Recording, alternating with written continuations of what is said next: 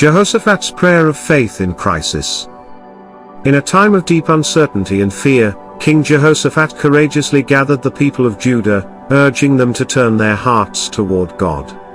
Standing before the assembly, he offered a heartfelt prayer, reminding God of his compassionate nature and the promises made to the people of Israel regarding their land. O our God, will you not bring justice upon our adversaries? We feel so powerless against this overwhelming threat that looms before us. We don't know what to do, but our eyes are steadfastly on you. In his mercy, God reassured them, "Do not be afraid and do not be dismayed by this great horde, for the battle is not yours but God's." Verse 15. This promise filled the people's hearts with joy, and they responded with worship, singing praises loud and clear. God granted them the victory they so desperately needed in a beautiful turn of events.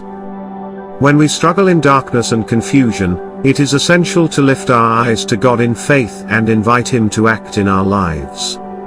Living by faith can feel like holding onto a rope that guides us through the shadows, leading us toward hope and light.